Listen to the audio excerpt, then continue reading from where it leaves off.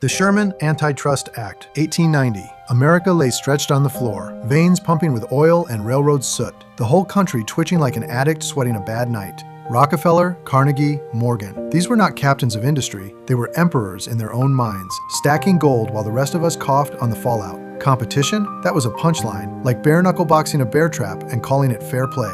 In this industrial fever dream wandered John Sherman, an Ohio senator with just enough vision left to notice that capitalism had sprouted fangs and was chewing its own leg. Sherman was a high priest of the capitalist altar, the kind of man who could sniff out tyranny no matter how it dressed. The Sherman Antitrust Act was a flare fired into a midnight sky, a last-ditch signal that freedom means nothing if it's just 5 cigar-chomping maniacs drooling over their ledgers on Wall Street. America was booming, but the boom sounded like a cannonball crashing through your breakfast table. By 1880, Standard Oil had its slick tentacles wrapped around 90% of the nation's oil, squeezing the breath out of anything that moved. They called it success, but it stank of monarchy in a pinstripe suit splashed with bargain bin cologne. For farmers and small-town merchants, the American dream had soured into a contract inked in blood.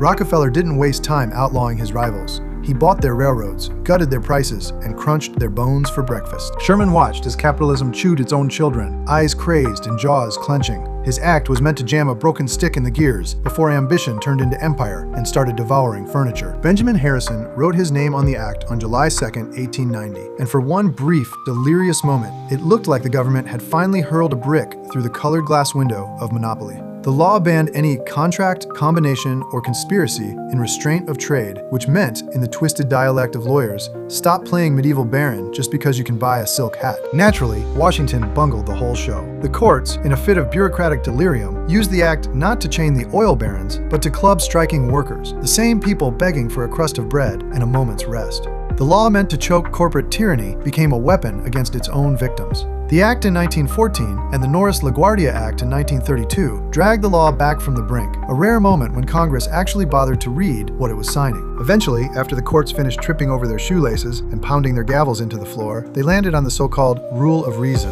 The real monster was the silent suffocation in the back rooms, the kind that left the whole place reeking. Winning was supposed to mean being better. Capitalism, at its best, was supposed to be a proving ground. The act twisted and mutated, and then, in 1982, the Reagan team dug up Sherman's law and used it like a crowbar, cracking open the AT&T telephone octopus and unleashing a swarm of mutant technology on the world. The device you're staring at right now, one of its wild offspring. But the new century coughed up a fresh litter of digital monsters. Google, Amazon, Meta, the Standard Oils of the information age. Dealing in data and shame is a lost word. They refine you, breaking you down cell by cell, pixel by pixel. Rockefeller sold kerosene to light up your living room. Zuckerberg sells your privacy to keep his yacht engine running. So the question remains in the air, thick as inexpensive cologne in a Wall Street elevator. When does voluntary participation turn into digital muscle? Sherman would have stormed these Senate hearings, shouted at the ceiling, and told everyone to pull the plug and read the Constitution until their eyes ached. Ayn Rand and Alan Greenspan howled that the Sherman Act was a moral crime against success. The hard left, meanwhile, wanted to slap a government sticker on anything with a logo and call it a revolution. Reality, as usual, is stranded on the shoulder, engine smoking, tires shredded.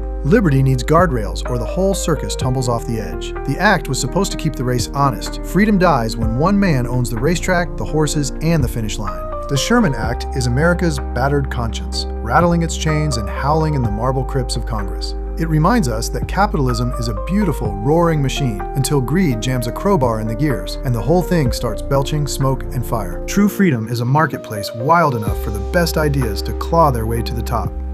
Sherman tried to hammer some humanity back into the beast before it devoured us whole. That, my friends, is one revolution worth writing in the margins before the next round of madness comes through the door.